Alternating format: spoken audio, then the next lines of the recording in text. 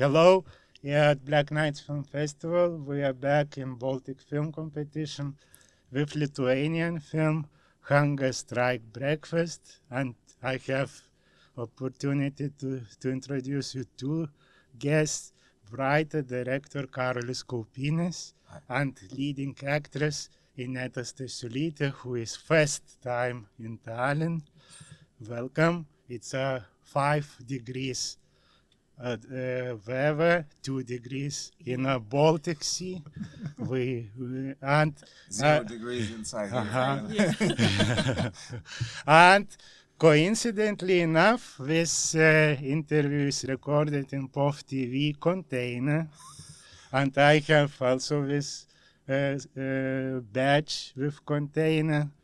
And Karoli, your film takes place in and around container, which was a symbol of freedom in 1991. Let's call it a trailer. Yeah. Well, yes, that there was a fact which we then brought into fiction. It's a historical thing. Lithuanian TV staff, after the takeover of Lithuanian television, when the Soviet truce attempted to make a coup d'etat in 1991 in newly established Lithuania and took over the Lithuanian TV in Vilnius, the TV employees brought a trailer, parked it in front of the taken TV, and striked, declared the hunger strike, which took, in reality, it took place since March 1991 until the putsch in Moscow in 1991, August. And then that's what the time when they finally got the TV back. And those were the historical circumstances which we used in the film to then fulfill it with fictionalized characters and fictionalized narrative. Ineta, you are a very famous comical actress in Lithuania. You do many stand-up performances and concerts. Yes. And this is probably one of your first real dramatic roles where you even change dramatically. Yes, but in this movie also everybody's laughing. I told Karolis that I waited for this role 40 years. And finally, when I saw the movie, I understood that this is absurd comedy also, what I'm doing, you know. But when we was filming, I didn't knew it. This thing that this situation, it's it's a very serious situation, but it looks like funny.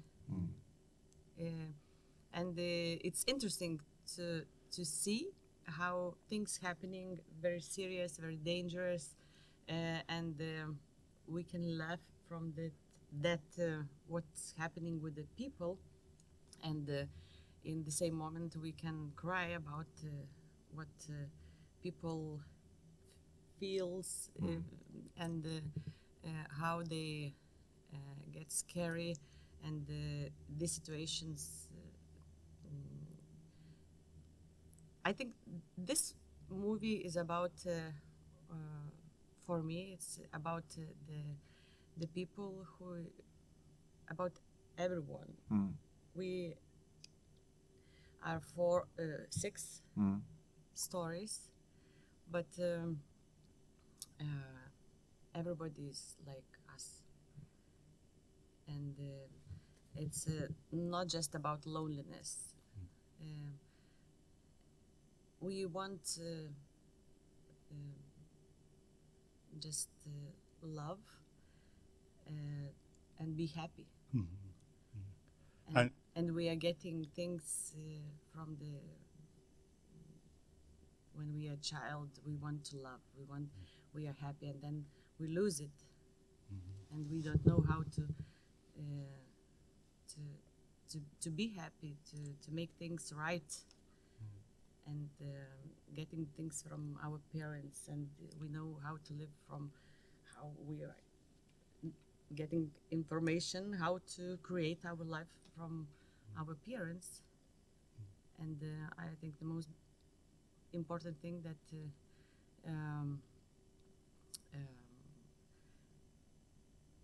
if mother and father loves children, everything it will be okay.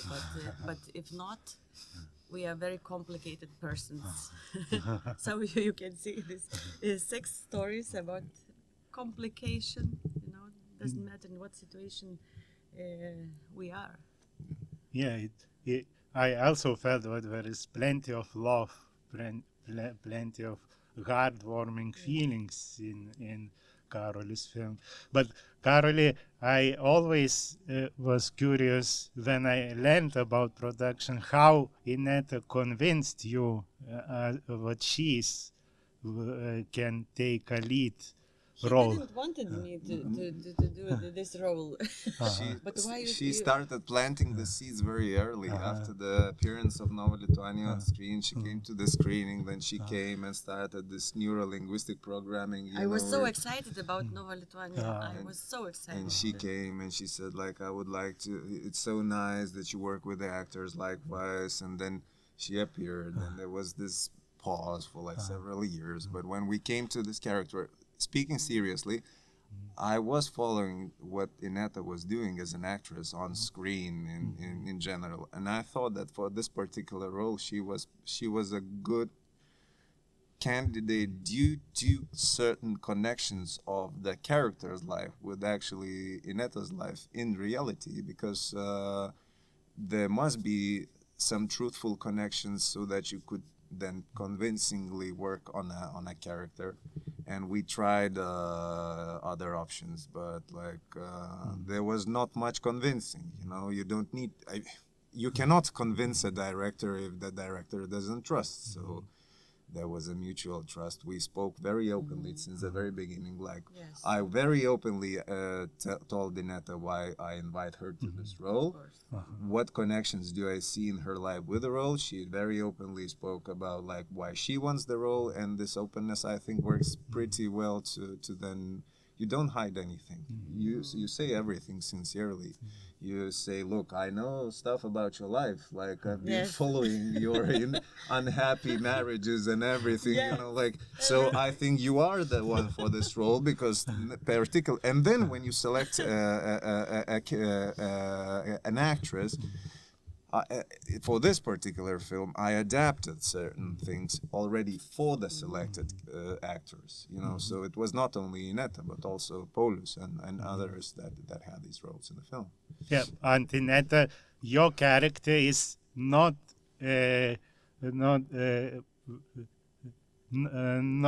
accidentally, but based on one real personality, a TV person who probably had same destiny or not. Did you had a chance to meet with her? No. And then, of course, I really wish to mention Arvydas Dapšys, who is true professional in theater and cinema. He has 3 appearances in Baltic competition. We saw him already in The Visitor, and he has a small role in renovation of Gabriele Urbonaitė film. And you mostly spent most of time with him. Yes, we had very nice friendship because at first he was my teacher, and then he became my friend, colleague, and we was playing like friends. It was very nice experience to be with him such a long time. Yes. And for both of you, I will now make my own confession. Biggest revelation in your film is Paulius Pinigis. He is really comical talent. I never saw him until I had opportunity for first time to discover Hunger Strike Breakfast, and simply he smashed me away. Karoli, how you found him? Well, he's my friend, he's one of the he's from the course of Valentinas Masalskis, a famous Lithuanian actor and director who gathered a course of actors in Klaipėda, in the port city, away from Vilnius. And they were in a kind hidden from Vilnius, from the main stages, from main film screens, you know, for some time, although they were always working deep down. And now all of them are, you know, starting to pop up after 10 or 15 years of intense preparation. They start to pop up on screens and Paulius haven't had that opportunity yet. But I knew him since, I don't know, like 15 years ago when I first met him in Masalski's course. And Paulius... It's also a true story. Yes, and Paulius also was in the same kind of circumstances. And the real life circumstances corresponded the circumstances of his character. I don't even know if I wrote the character. After all, Paulius had a baby. He had this crisis of an artist when you have a newly born family, and then you still want to create, but you're unable to. Like, then you lose purpose. You know, nobody takes you into roles. You know, like, so a lot of that is deep down felt by him. So I think that also the irony, the dramatic irony comes out of this contradiction that he plays the role and he knows that partially the role is himself, you know, like, and but in reality, yeah, he's a great talent. He's very truthful in his work. He works super hard. He prepares for the role super hard. That's the first time he does that in a big screen in a feature film. He learned a lot. We learned a lot from him. He's a great partner for the other actors, I think, and yeah, I hope this will open up like for more for him. But I really was happy that we found him.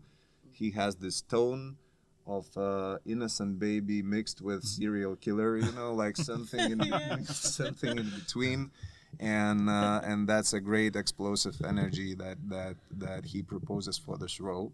And I hope that more Lithuanian directors will discover him after that. And Ineta, from very first scene between you and Paulius, we instantly witness chemistry between you. Yes, chemistry. You know, I remember now one funny story about the casting. I went 3 times to casting, and after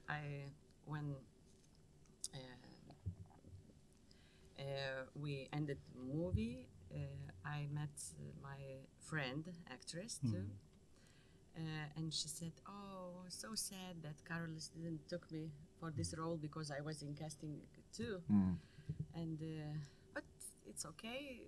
Karolis told me the reason why I'm not enough, you know. She told me, him, yes. Right? Okay. And I asked, why? Why? No, I cannot say this. No.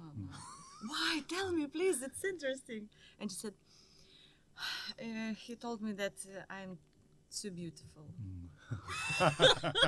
for this role. Don't you remember that? Too beautiful.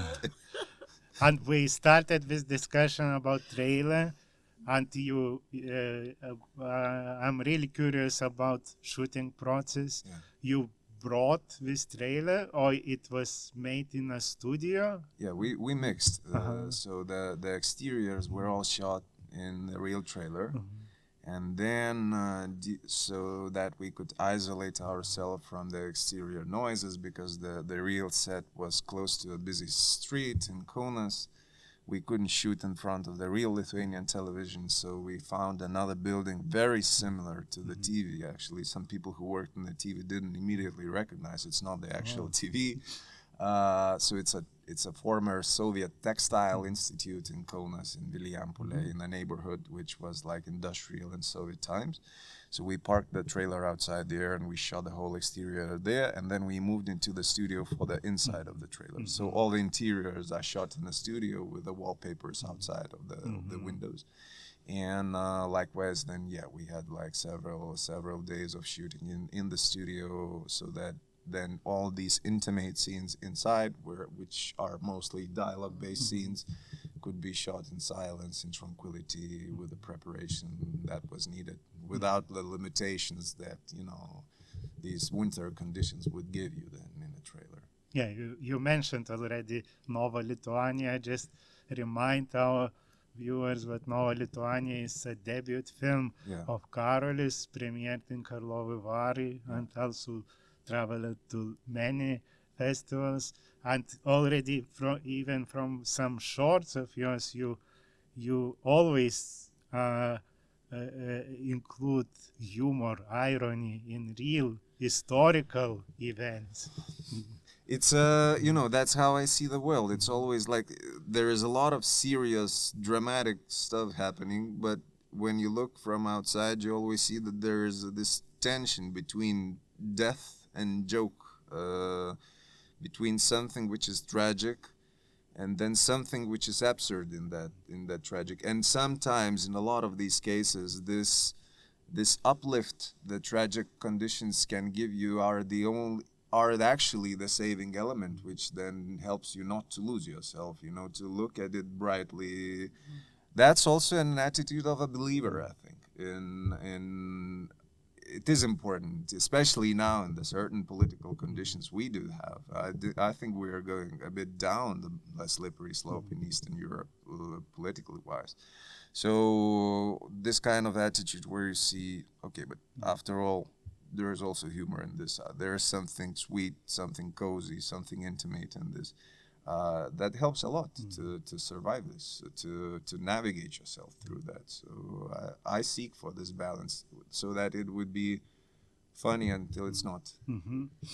And that's why I like comedy, That's why I like funny things, because the most funny things are very tragic. Yeah, exactly. And I like tragic, and I am drama actress, not comedian, and everybody think that I'm really crying at the theater with real tears. Everybody's sitting and laughing, but everybody laughing.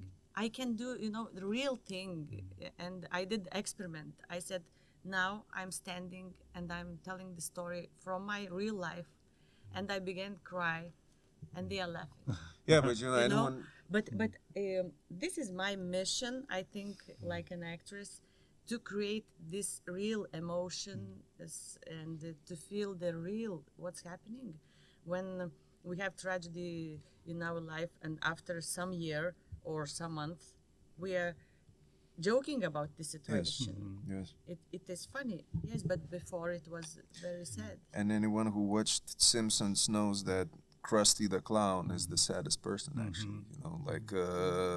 The clown usually is the one who experiences everything deeply, really emotionally. And then sometimes it's a mask, sometimes it's a tool to survive, like humor. And Hunger Strike Breakfast takes us back to 1991, January, in Vilnius, Lithuania.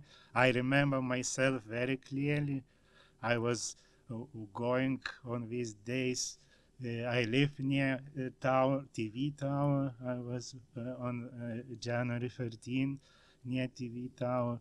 So may I ask you briefly, Ineta and Karolis, how you remember yourself in January of 1991? Yes, in that night, I remember just one thing, that my parents said, okay, let's go sleep, and they were watching TV all the night because we were living 300 kilometers from Vilnius, Telšiai. So I went to sleep. Those are my first visual memories. I was 4 years old, and this is the first thing I remember. I don't remember anything before that. I'm from 1987, so 1991. We lived on the other side of the military bases, where the main military bases in Vilnius was, Šiaurės miestelis, Severny Garadok, the main tank platoon, where they sent the tanks from into the TV tower and the TV station.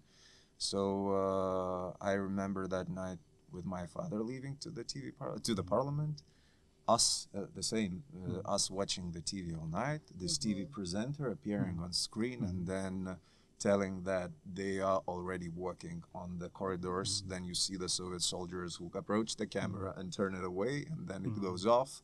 After 5 minutes, then Kaunas reappears, says that like independent TV is still going on. And then I remember the morning after when we went to a shop with my grandma, And due to the movement of the tanks on the neighborhood streets, the tiles of the sidewalks were shattered. And I am asking my grandma, like, what's that? Like, why are all of them shattered? And my grandma responds, Ruski vaikeli, Ruski, like Ruskies, my child, with this pejorative term, you know, like, and yeah, those are the first memories, and they stick into your mind, you know, they are sticking into my mind. But in my life, somehow this episode with the TV, it kept on reappearing, because then I worked in the same TV several, like, in 2013, I was working as a journalist, and I happened to find myself in the same chair of the same TV presenter on that night when Berkut attacked Maidan in Ukraine, and we were broadcasting live for 7 hours, and I was sitting there in that chair, and this lady who appeared on screen, Buchelita, she was bringing me news and papers from behind the screen. So on that night, somehow it felt that it all keeps on repeating. And then when it started in Ukraine in 2022, I somehow came with this idea that trailer and the TV and the apartment block is a small model of what the Lithuanian society is in, where in between of a devastating war, TV as a zone where it's already going on, so Ukraine, and apartment block where somebody is not yet too much involved, you know, so Western Europe a little bit. And then the trailer is like this Baltic country in between where people are doing what they can, but are a little bit helpless in changing the real situation. So all that remains for them is to, you know, be together, talk to each other, support each other, be frank to each other. Yes, and then sit together and wait until it all solves out. They do the most they can. But the most awful things that they sitting because they don't want to go home. Yeah. This is the funny and tragic thing, you know. Thank you, Ineta. Thank you, Karoli. Ačiū. Probably this interview of Hunger Strike Breakfast is the longest one in the studio.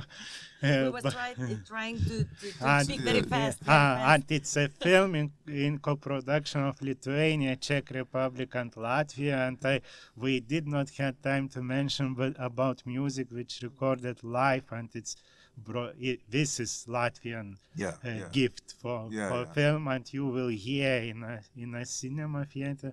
Thank you very much. Thanks a lot. Thank you.